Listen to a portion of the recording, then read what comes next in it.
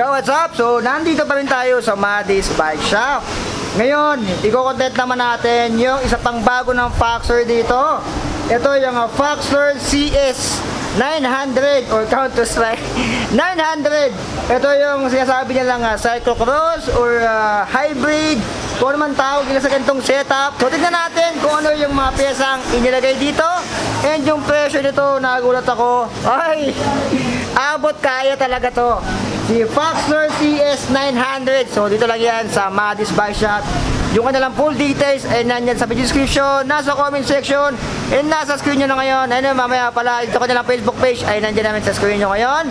Kung gusto nyo mga bagong Foxer, nandito lang yan kay Madis Bike Shop. And meron dito yung mga project bikes, madami sila dito. So tara, alamin natin kung ano yung pesa nito and kung magkano si Foxer CS 900. Like, comment, share, and subscribe. Let's go! Maglalakbay ako patungo sa kawalan. Okay, ito na yung bike natin sa Foxer CS 900. Mamaya papakita ko sa inyo yung iba pang kulay nito. Meron tong tatlong kulay na available. So, bike muna natin siya. So, yung frame nito, ang material ay alloy 6061. So, nanibago ako sa frame nitong isa na to. Dahil tignan nyo to, yung top tube niya, hindi siya ganun kataba eh, manipis lang siya eh, oh. Ayan.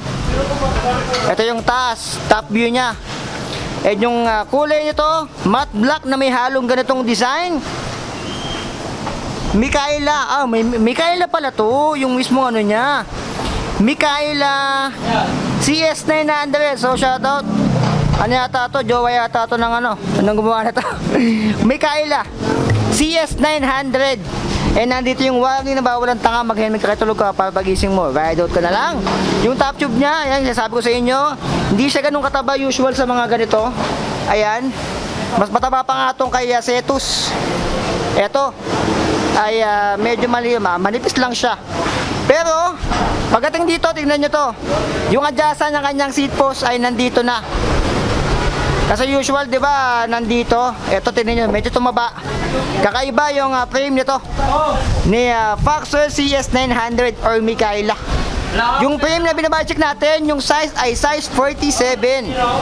Mamaya mapakita ko sa inyo yung mga available pang size dito or baka yung kulay. Lagay natin ng ulam, meron sa kanyang down tube, sa seat tube ay wala. Pero sana naglagay pa sila dito kasi nga medyo maluwang pa naman. Mga dito, kaya pa yan dalawang bote dito eh. So yung head tube ay straight lang. Ayan, oversize. And yung cable routing sa down tube, merong isa sa left side, sa right side, meron ding isa. And yun lang, dalawa lang. Kasi ito ay naka 1x lang siya. Ito yung view sa harap. May pagka back swift na rin. Yung AFD, huwag niyong hanapin sa akin dahil wala. Pero hindi ka pwedeng maglagay dito. Ayan, wala siya ng stopper. Walang abang dito. Pang single or side swing, wala. Tapol, wala rin. So yung frame nito ay pang 1x specific lang talaga. Ayan. So ito naman, yung kanyang ano, tingnan natin. Naka 1x na siya. Parang 42 teeth yung sukat nito. Square taper and pro wheel charm yung inilagay dito. Ayan. Yung chain, ito yung missing link na hindi naman nawawala sa ngayon. And yung kanyang RFD ay Shimano Altus na yung nilagay dito. Ayan yung legit na Shimano Altus. So pag Altus, alam nyo na 9 speed yan. Ito ay 11 32 teeth yung bilang nito, and ito ay nakaset na rin. Yung hub ay Foxer na rin yung brand, alloy and seal bearing na rin yan. Yung spokes naman ito ay stainless. Yung bilang ay 32, 4, 8, 12, 16, 20, 24, 28, 32 yung ginamit na spokes dito. Yung ring 30mm Foxer na rin, double wall alloy, and yung gulong Chaoyang, ito yung quality. Para sa akin, ito yung gamit ko na brand sa gulong ng MTB ko tsaka yung gravel. Kay Beta hapon 15 years katapusan. 700 by 35C na. Ayan, and tingnan nyo to, malapad na siya. Ito yung 35C. Feeling ko kaya pa ng mga 40C. Pero nasa inyo, mga 38C siguro pinaka-safe. 38C. Ito naman yung kanyang 160mm rotor, naka 6 volts yan. And Shimano na rin to. Ayan, oh. Yung kanyang brake caliper dito.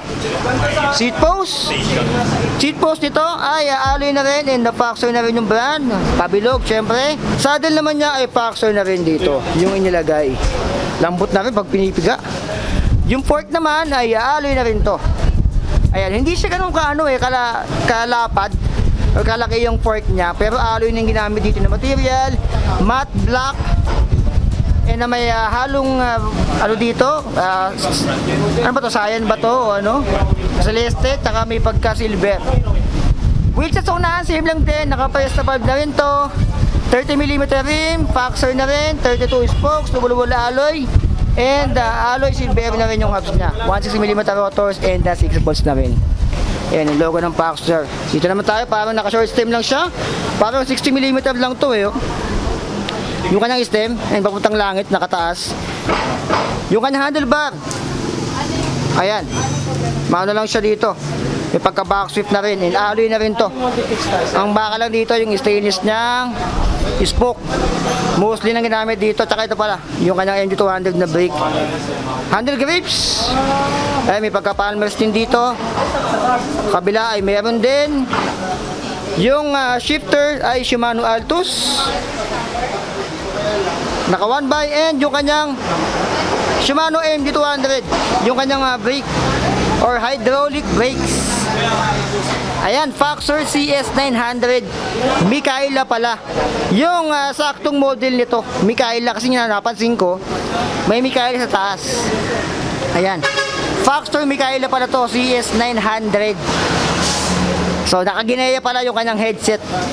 Pili ko mga ganito, parang ball bearing pa. May ano ko dito, parang ball bearing pa yung mga ganito eh. Yung mga stock ng Gineya.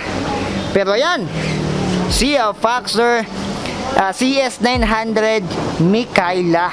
Ito po yung available kulay ng Mikaela CS900. Parang yung pagka-celeste. Size nito ay 45 naman to.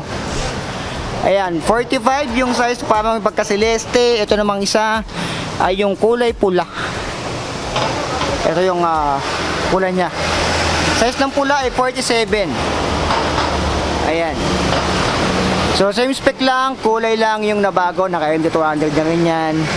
So yan yung tatlong kulay na available dito kay Madis Bike Shop ng Foxer Mikaela CS900. O yung presyo nito ay tumataginting na 15,500 pesos lang. Meron ka ng cyclocross or hybrid setup na bisikleta dito sa Madis Bike Shop.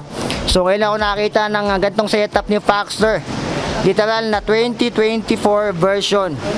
Itong binabike check natin na Foxer Mikaela CS900. Baka wala pa to sa ibang shop. Okay na rin. Yung timbang na to, feeling ko nasa 14 kg. Kasi medyo may kabigatan siya eh. Oh. Ayan.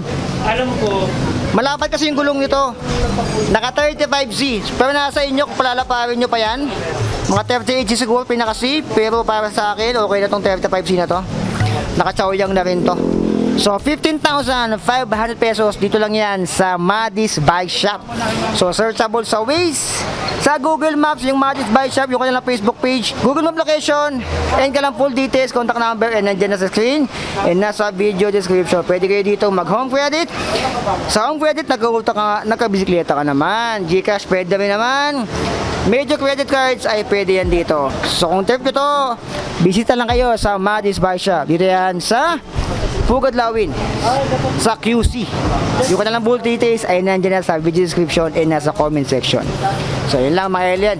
Like, comment, share, and subscribe. Abangan nyo yung mga bago pang Foxer na babaycheck natin and mga mountain peaks. So be it, I love you. Dito lang yan sa Madis Bike Shop. So be it, I love you. Signing up.